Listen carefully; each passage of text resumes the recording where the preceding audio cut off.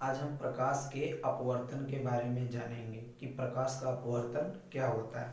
प्रकाश का अपवर्तन थोड़ा फिजिक्स का लैंग्वेज है। प्रकाश का अपवर्तन मैं आपको बता देता हूँ कि प्रकाश का अपवर्तन क्या होता है। जैसे कि आपने कभी पानी में हाथ डाला होगा तो आपका हाथ मोटा दिखाई देता होगा। बॉटल में आप ऐसे लेके कुछ देखते होंगे तो कुछ चीज़ें आपको बाहर के साइड में आपको मोटा दिखाई देता होगा। कभी आपने देखा होगा कि बाल्टी के अंदर पानी रखा रहता है तो बाल्टी का जो नीचे का तल होता है थोड़ा उठा हुआ दिखाई देता है।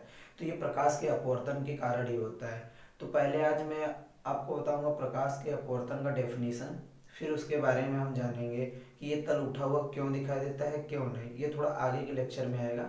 चलिए अब जानते हैं कि प्रकाश का अपवर्तन क्या होता है। तो हेडिंग डाल लीजिए प्रकाश का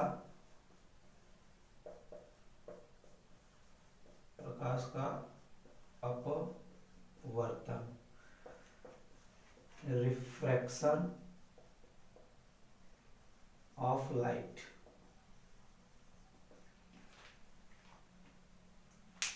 अब देखिए प्रकाश का अपवर्तन क्या होता है। प्रकाश के अपवर्तन के लिए ना, ये भी प्रकाश का एक गुण ही है। इसमें क्या होता है ना, प्रकाश जो लाइट हमारा जाएगा किसी दूसरे माध्यम में तो वो मतलब कि तिरछे चला जाता है, फिर बेंड हो जाता है, हट जाता है, यही सब बताया जाएगा।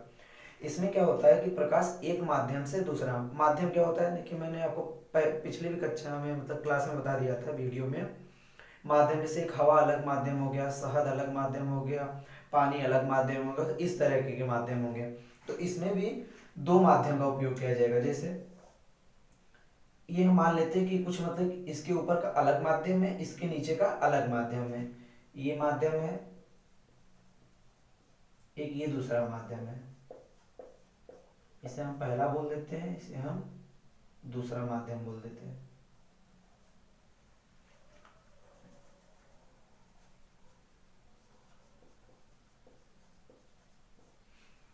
पहला माध्यम और दूसरा माध्यम। इसमें क्या होगा, कभी यहाँ पे हवा होगा, कभी यहाँ पे पानी, कभी यहाँ पानी, कभी यहाँ हवा, शहद हो सकता है, पानी हो सकता है। अलग अलग माध्यम में अलग अलग माध्यम में लिया जा सकता है, क्योंकि हमें ये थोड़ा माध्यम ही देखना पड़ता है, इसीलिए होता है। तो याद रहे कि जो प्रकाश का अपवर्तन, इसका डेफिनेशन ये होता है जब प्रकाश एक पारदर्शी माध्यम से, अब देखो पारदर्शी का मतलब होता है कि जो हमें आर पार दिख जाए, थोड़ा सा ही दिखे लेकिन दिख जरूर जाए। अब ऐसा नहीं कि ये पारदर्शी अब इस बोर्ड के अंदर हम लाइट को लगाएं तो इसे टकरा कर ये चला जाएगी, तो प्रकाश का परावर्तन हो जाएगा।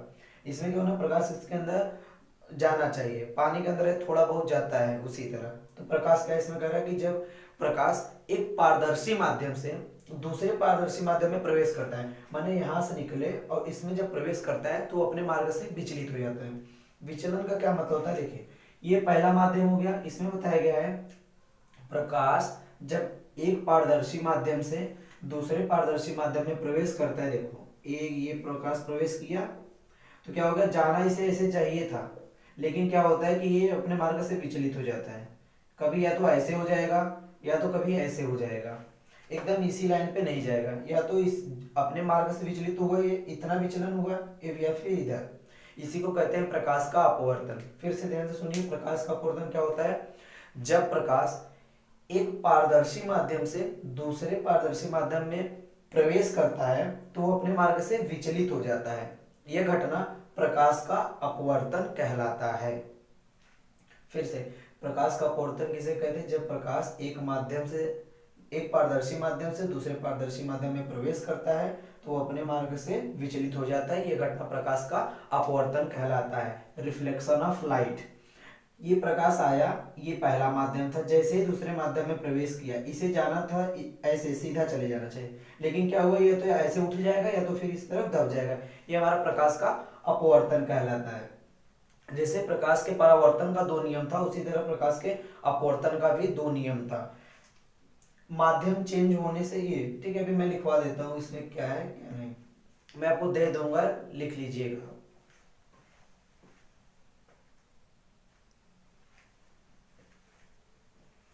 प्रकाश का अपवर्तन एक और गुण होता है जिसको आप सुना होगा आपने, ऑप्टिकल डेंसिटी। ऑप्टिकल डेंसिटी, आपने ये नाम सुना होगा। इसी को हम बोलते हैं रिफ्रैक्टिव इंडेक्स। इसी का ना हिंदी नाम होता है अपवर्तनांक।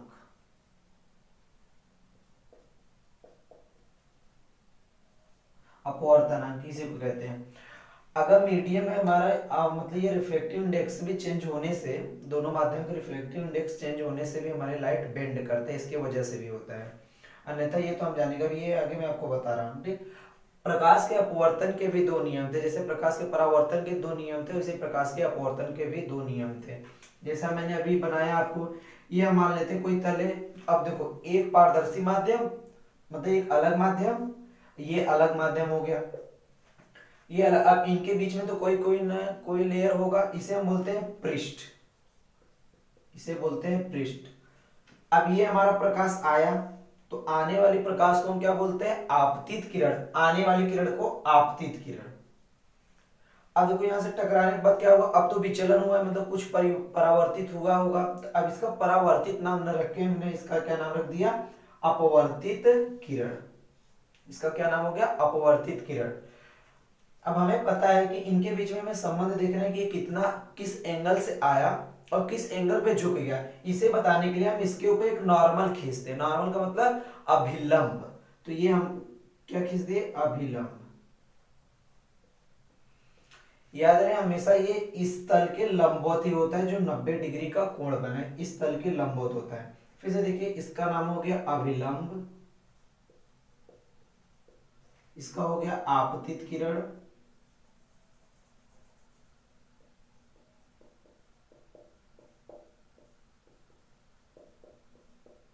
इसका नाम हो गया अपवर्तित किरण।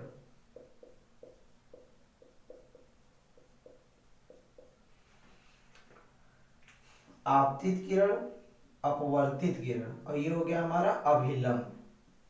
अभिलंब की जरूरत हमें इसलिए पड़ती है क्योंकि हमें बताना होता है कि प्रकाश कितने एंगल से आया और कितने एंगल से चला गया।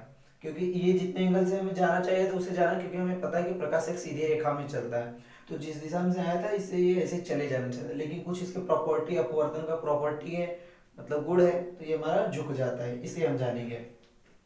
और जो ये एंगल हमारा बनता है, आपको अच्छी तरह से पता होगा, इसका नाम आई होता है। ये जो हमारा होता है इसका नाम आर होता है। अब इसमें देखिए, अब प्रकाश के अपवर्तन का पहला नियम क्या होगा? आपतित किरण, अपवर्तित किरण, दोनों माध्यमों को अलग करने वाला पृष्ठ। आपतित किरण, अपवर्तित किरण, दोनों माध्यमों को अलग करने वाला पृष्ठ पर आपतन बिंदु, पर आपतन बिंदु पर खींचा गया अभिलंब, तीनों एक ही तल में होते हैं, एक ही तल में होते हैं, मतलब एक ही प्लेन में होंगे। प्लेन का मतलब ये बोर्ड हमारा क्या है? एक तल अलग सा है, ये जमीन एक तल अलग है, ये हमारा ये वाला दीवार अलग है, ये वाला दीवार अलग है। ठीक है, प्रकाश आया, इसी पर आया, इसी के अंदर ऐसे चला गया, ये भी अभिलंब इसी वाले बोर्ड पर ही है। ऐसा नहीं कि लाइट इस पर हमने मारा, लाइट ऐसे ऐसे जाते से यहाँ पे टकराई। जैसे मैं ये मार्कर रख लूं, यहाँ पर प्रकाश हमने ऐसे डाला, ठीक, ऐसे डालने के बाद ये प्रकाश ऐसा नहीं चला गया, ये प्रकाश ऐसा आया और यहीं से ऐसे निकल गया, तो इसी को बोलते हैं तल। तो आपतित किरण, पहला नियम, पहला क्या है? आपतित किरण, अपवर्तित किरण, दोनों माध्यमों को अलग करने वाले पृष्ठ पर, दोनों माध्यमों को अलग करने वाले पृष्ठ पर पृष्ठ के आपतन बिंदु पर, पृष्ठ के आपतन बिंदु पर खींचा गया अभिलंब, तीनों एक ही तल में होते हैं। फिर से, आपतित किरण, परावर्तित किरण, दोनों माध्यमों को अलग करने वाला पृष्ठ के आपतन बिंदु पर, पृष्ठ के आपतन बिंदु पर खींचा गया अभिलंब, तीनों एक ही तल में होते हैं। ये प्रकाश के अपवर्तन का पहला नियम है। दूसरा नियम क्या है? दूसरा नियम हमें ये कहता है, आपतन कोण की जा। जा का मतलब होता है साइन, साइन कॉस थीटा, आपने मतलब मैथ में आप पढ़ेंगे अभी, जो भी त्रिकोणमिति में होता है।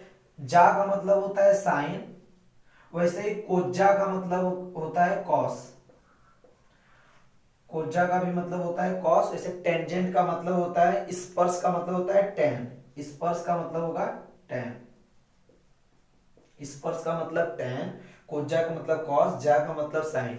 तो इसमें होता है, दूसरा नियम ये बोलता है, आपतन कोण की जाए, इसका नाम आपतन कोण है। आपतन कोण की जा, जाएगा मतलब साइन, और अपवर्तन कोण की जा, आपतन कोण की जा अपवर्तन कोण की जा का अनुपात हमेशा एक स्थिर रहता है। आपतन कोण की जा क्या हो जाएगा, आपतन कोण हमने आई माना है, आपतन कोण की जा मतलब साइन आई, इसका अनुपात किसका, आपतन परावर्तन कोण की जा, आपतन कोण की जा परावर्तन कोण की जा हमेशा क्या होता है, एक स्थिरांक रहता है, हमेशा स्थिरांक रहता है। स्थिरांक का मतलब ये होता है कि ये कभी बदले ना, अगर 5 आ रहा है तो 5 ही आए, 6 आ रहा है तो 6 ही आए, वैसा नहीं कि ये हमेशा मतलब बदलते रहेगा।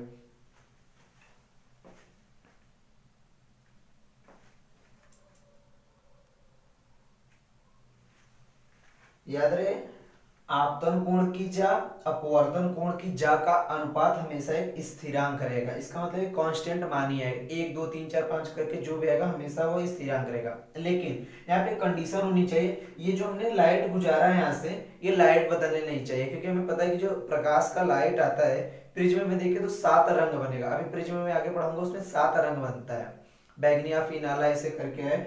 तो ये अगर ये पीला है तो पीला ही रहना चाहिए, हरा है तो हरा रहना चाहिए, लाल है तो लाल ही रहना चाहिए, क्योंकि सबका तरंग दैर्ध्य अलग अलग होता है।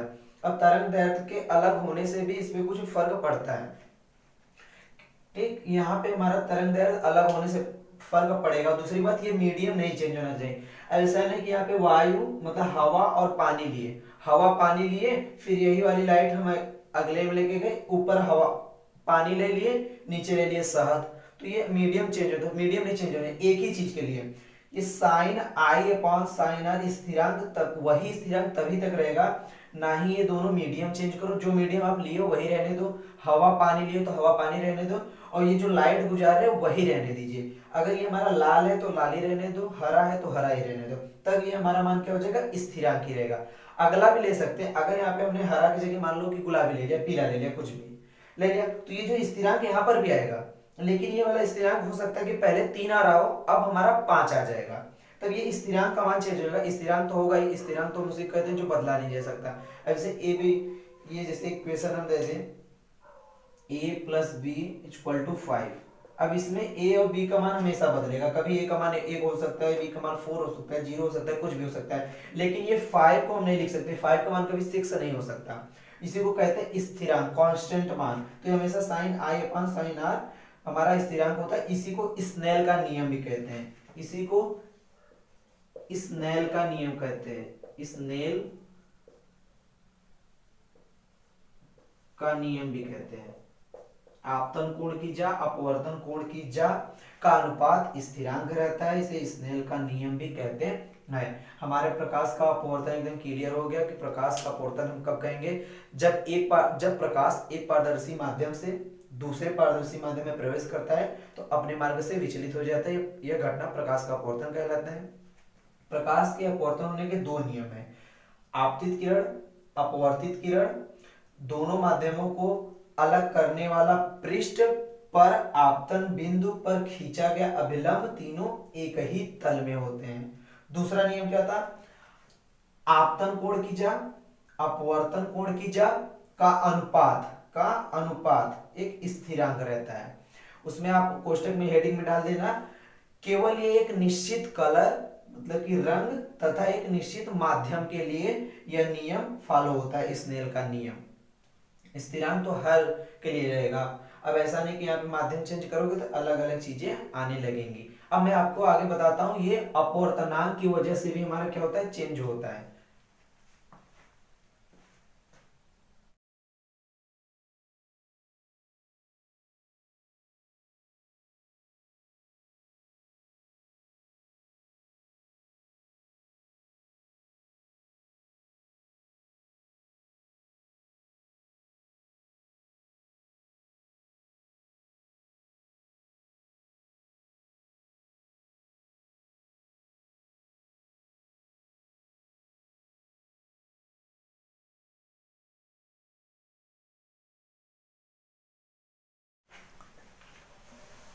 यहां मैंने राइट कर दिया है अपवर्तनांक, रिफ्रैक्टिव इंडेक्स या फिर optical optical den optical density, ये भी बोलते हैं। अब देखिए अपवर्तनांक क्या है। अपवर्तनांक ये है कि यह किसी माध्यम की वह संख्या है जो बताती है कि उस माध्यम में प्रकाश की चाल किसी अन्य माध्यम की अपेक्षा कितना गुना कम या ज्यादा है। इसका मतलब क्या है ना, हर एक माध्यम का अपना अपना अपवर्तनांक होगा, हर माध्यम का अपना अपना अपवर्तनांक होगा।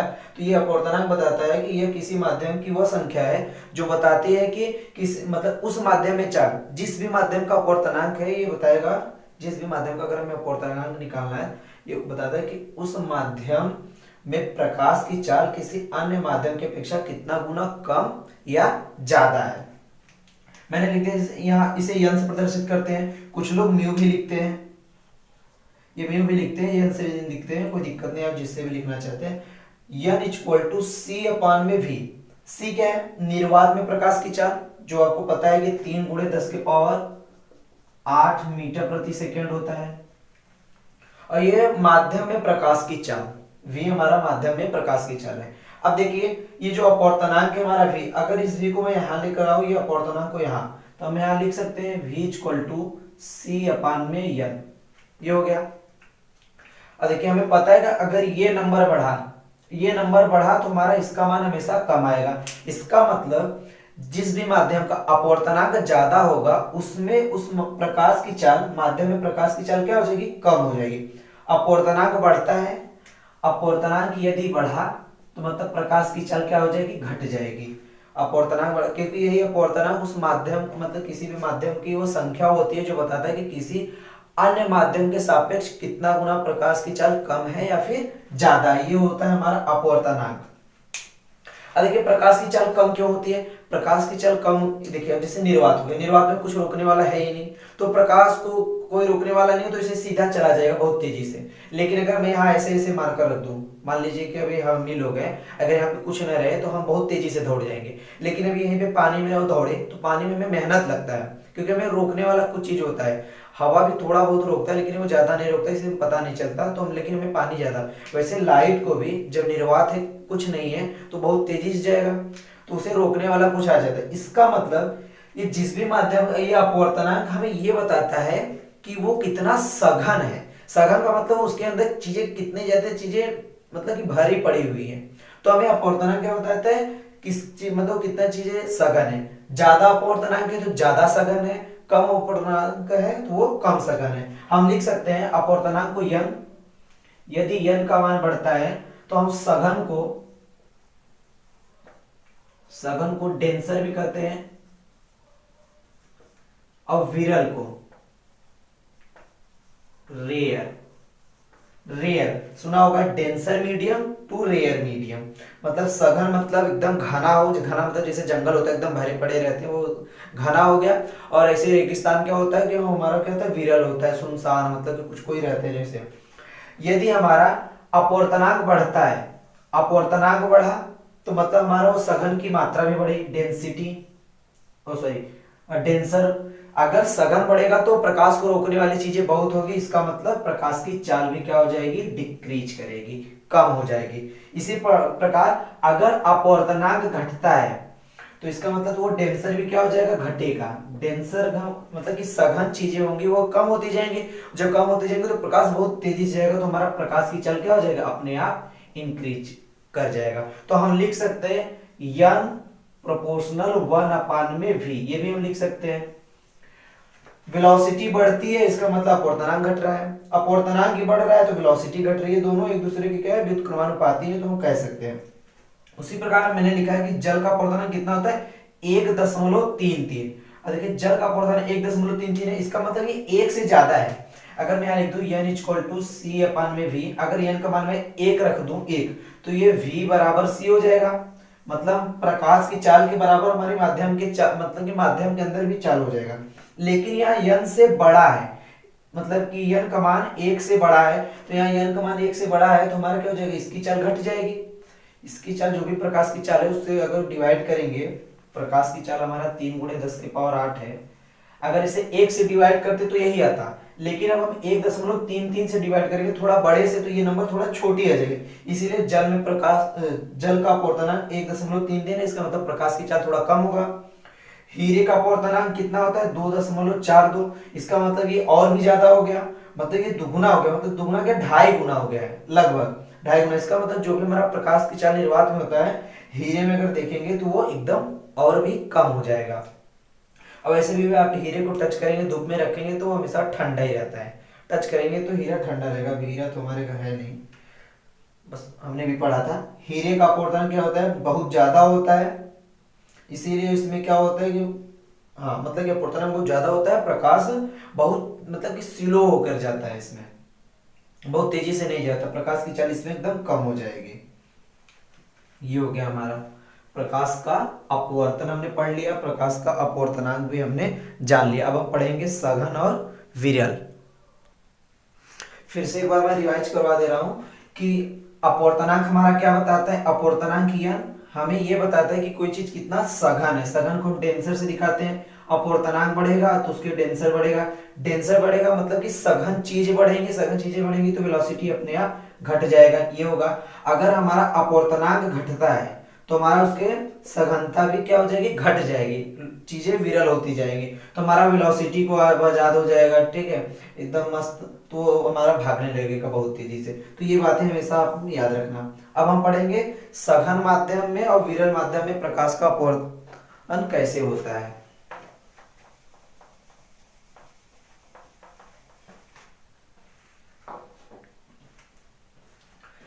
मैंने अभी अभी जब मैं बता रहा था शुरू में, तो मैंने ऐसे कुछ बनाया था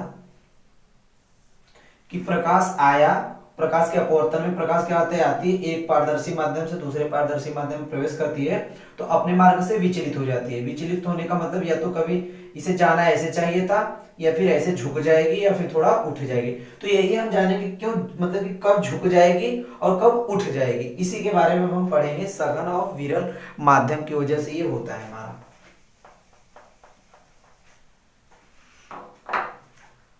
जैसे एक ग्राफ में यहां बना लो, एक ग्राफ यहां, पहला ये हम ले लेते हैं कि सघन, ये विरल हो जाएगा।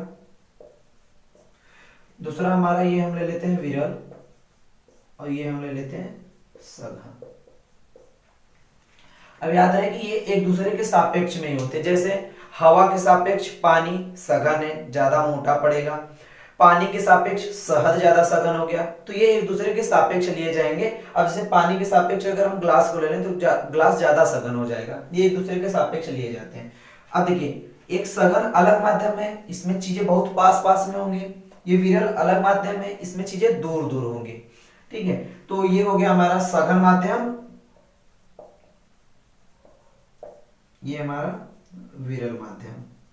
अब इसमें क्या होता है कि जब सघन माध्यम से प्रकाश विरल माध्यम में प्रवेश करती है, तो अब ये तो जाहिर सी बात है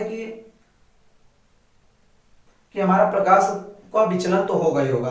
अब क्या होता है, ये हमारा विलंब है। अब आपको पता है कि सघन में से बहुत ही कष्ट झेलते हुए आएंगे, अब आते ही जैसे इसे मिलेगा तो ये एकदम हवा की तरह ऐसे उड़ने लगेंगे। जैसे अब हमें पता है कि भाई हम हेलीकॉप्टर में से चले, अब ऐसे हम देखे पकड़ कर लटक जाए तो हम हवा जिस तरह से ज्यादा होगा उसी की तरफ फ्लो में चले जाएंगे। उसी तरह से जब ये सघन में से जब प्रवेश करता है, सघन माध्यम से विरल माध्यम में प्रवेश करता है, जाना इसे ऐसे चाहिए था, लेकिन ये इतना मस्त हो जाता है अपने आप में कि ये उड़ने लगता है। विरल में आते ही, विरल में कोई रोकने वाला नहीं है तो ज्यादा उड़ने लगता है, सीधी सी बात है कि अगर कोई रोकने वाला नहीं है तो हम लोग ज्यादा उड़ने लगते हैं। वैसे ये भी है प्रकाश कि जब सघन माध्यम से विरल माध्यम में प्रवेश किया, सघन माध्यम से आया विरल माध्यम में, एकदम कोई रोकने वाला है नहीं तो सीधा एकदम उड़ने लगा, तो ये हमारा क्या हो जाएगा, अभिलंब से दूर हट जाएगा। जब प्रकाश की किरणें सघन माध्यम से विरल माध्यम में जाती हैं तो अभिलंब से दूर हट जाती हैं, अभिलंब से दूर हट जाती हैं। दूसरा देखिए विरल, विरल माध्यम से जब सघन माध्यम में जाएगा तो अब देखिए ये हो गया हमारा विरल माध्यम से जब भी प्रकाश आया, अब इसे विचलन तो होना तय है क्योंकि ये दोनों पारदर्शी माध्यम है तो विचलन होगा ही होगा। प्रकाश घुसा, क्योंकि ये माध्यम भी अलग है, विचलन होना इसलिए तय है, दोनों माध्यम एक ही रहेंगे तो प्रकाश ऐसा है तो ऐसे ही चला जाएगा। तो माध्यम अलग होने चाहिए और दूसरी बात पारदर्शी भी होने चाहिए। विरल माध्यम से प्रकाश जब घुसा, अब क्या होता है कि इसे जाना ऐसे चाहिए था, लेकिन ये क्या हो गया, अब यहाँ पे सघन पाया कि यहाँ पे मम्मी पापा है, इसे मार के केवल इधर बैठो, तो इसे क्या हो जाएगा, विरल माध्यम से जैसे ही प्रवेश किया सघन माध्यम में तो ये अभिलंब की तरफ झुक जाता है, अविलंब की तरफ झुक जाता है, क्योंकि ये आदर्शवादी बन जाता है, एकदम ओबेडिएंट पर्सन बन जाएगा। विरल माध्यम से सघन माध्यम में प्रवेश किया तो ये अविलंब की तरफ झुक जाएगा। सघन माध्यम से विरल माध्यम में गया तो एकदम दूर जाने लगा, क्योंकि विरल में कोई रोकने वाला नहीं रहता है तो उड़ने लगते हैं, तो अविलंब से दूर हट जाते हैं। सघन माध्यम में सब एकदम पास पास बैठे रहते हैं, इसलिए डर रहता है, तो इससे क्या होता है, एकदम अविलंब की तरफ झुकाव रहता है, इसका अविलंब की तरफ झुक जाता है। तो ये हो गया हमारा कि सघन माध्यम और विरल माध्यम, विरल माध्यम से सघन माध्यम। अब ये हमारा कुछ भी हो सकता है, इसे आप हवा ले लो, ये पानी ले लो, ये हमारा पानी हो गया, तो ये हमारा हवा हो गया। आप यहाँ हवा ले लीजिए, पानी ले लीजिए, या फिर इसे ही पानी ले लीजिए, इसे ग्लास ले लीजिए,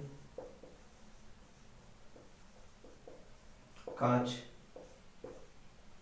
कुछ भी हो सकता है, क्योंकि पानी के सापेक्ष कांच सघन होगा, न कि पानी सघन होगा।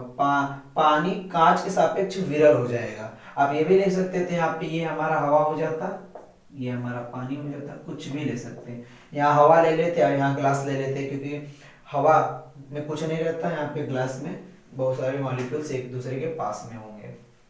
और जो मैंने अपवर्तनांक का लिखवाया था वो आप लिख लीजिएगा, क्योंकि हो सकता है आपको नोट्स में वहाँ नहीं दिया जाए। नोट्स का मतलब जो आपको PDF दूंगा।